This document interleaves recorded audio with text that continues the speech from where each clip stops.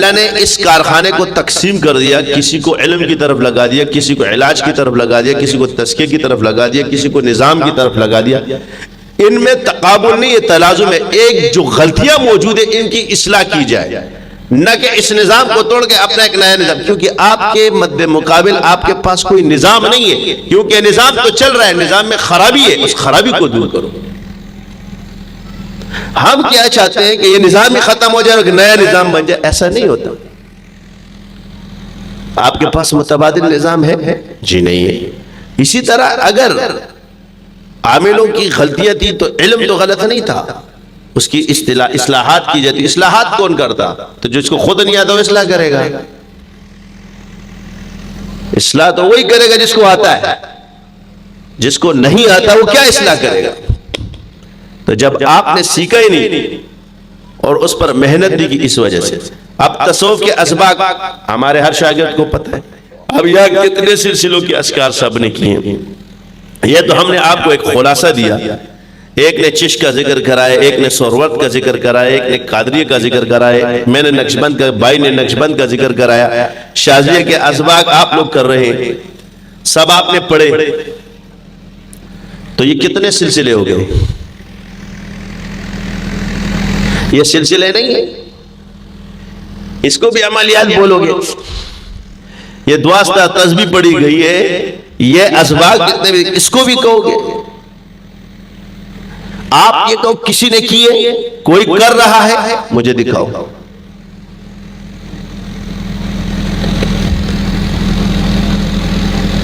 تو جو کرا رہا ہے، میں نے آپ کو یہ نہیں کہا کہ میں بہت اچھا ہوں، نیک ہوں، پر باقی اپنے مریدین کو میں ان القابات سے نہیں روک سکتا، کیونکہ مرید اپنے پیر کے لیے جو کہتا ہے، جو بھی شریعت میں جائز ہے اس کو کہہ دے، مگر میں اپنے آپ کو اس قابل نہیں سمجھتا، نہ میں قابل ہوں۔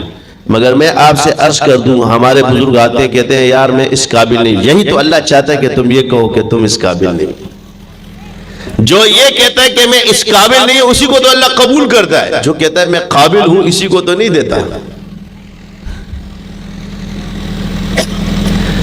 یہی تو تکبر ہے۔ ابلیس کہتا تھا خلافت کے قابل میں، وہ اللہ نے باہر کر دیا۔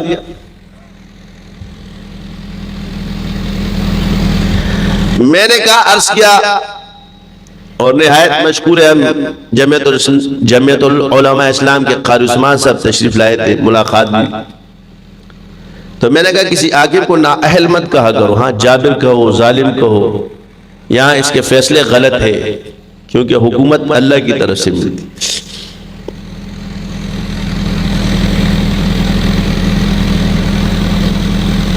اس کی غلطیوں کو غلط کہو، اس کی اصلاح کرو۔ ہمارے ملک میں ایک نظام چل رہا ہوتا ہے، اب یہاں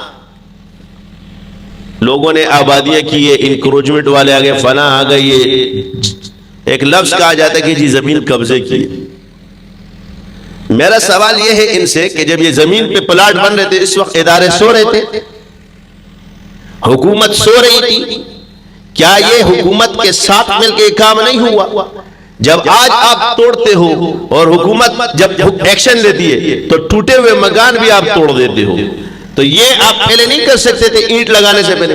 کیا اداروں کا یہ حرف فرض نہیں بنتا کہ ان علاقوں پہ یہ لگا دے کہ یہ جگہ کوئی نہ لے، سرکار کی تحویل میں ہے، فلاں جگہ ہے، جب سب کچھ ختم ہو جاتا ہے، غریب لٹ جاتا ہے، غریب اس پہ عمارت کھڑی کرتا ہے، تمہارا بلڈوزر آ کے اس کو گراتا ہے۔ تو پہلا ظلم بلڈر نے کیا، پھر عدالت سے اسٹارٹ ہے کہ توڑ دو، تو مجھے بتاؤ اس کے پیسے کون دے گا؟ جب اس کا گھر لٹے گا تو اس کے سامنے وہ کھڑا نہیں ہوگا؟ کیا حکومت کی ذمہ داریوں میں یہ ذمہ داری نہیں ہے کہ اپنے غریب عوام کو پلاٹ بھی دے، ان کو خرچے بھی دے؟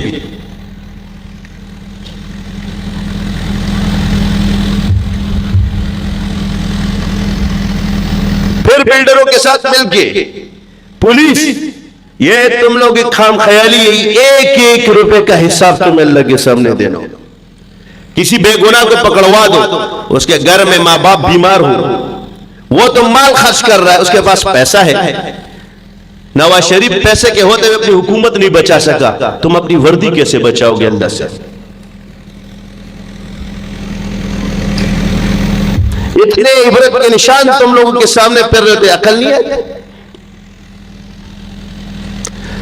تو پھر ان لوگوں کو پکڑو جنہوں نے زمینیں قبضہ کی اور انہوں نے غریبوں کو بیچی، ان سے بھی پیسے نکلوا ان غریبوں کے، اور وہ زمین بھی نکلوا۔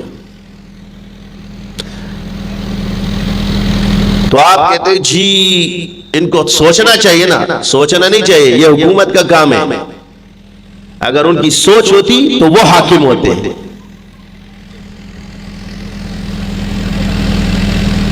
یہ خرابیاں ہمارے ملک میں چلتی ہیں، مدرسہ توڑا جا رہا ہے، جتنا مورال آپ کا اٹھا رہا اب وہ ریورس ہونا شروع ہو گیا ہے۔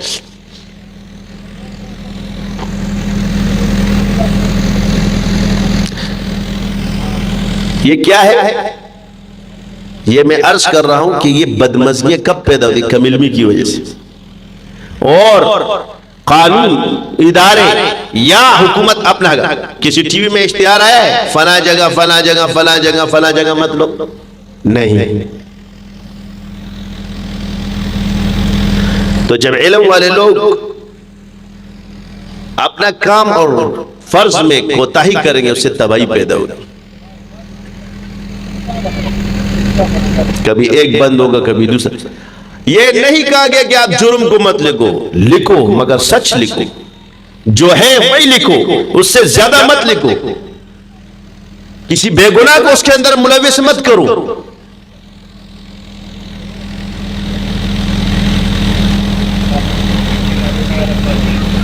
وہ پھر عدالتوں کے چکر کاٹ رہے ہوتے۔ یہ خرابیاں انشاءاللہ تم لوگ بھی سدھر جاؤ گے۔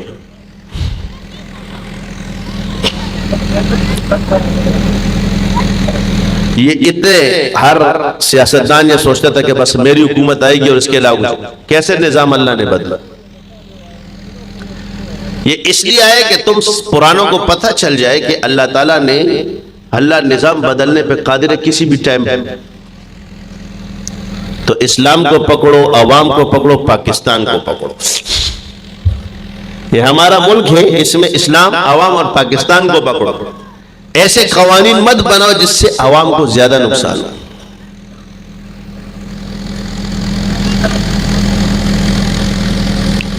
ان کی رہائشیں ٹوٹ جائے، ان کی ہر چیز ٹوٹ جائے، کوئی متبادل چیز پہلے دو پھر وہ چیز خالی کر۔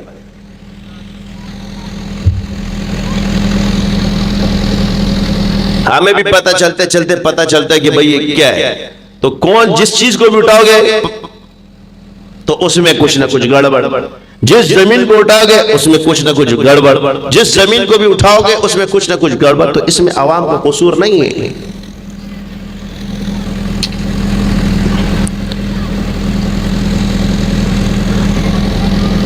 تو ظالم بننے سے بچو، کیونکہ مظلوم کے درمیان اور اللہ کے درمیان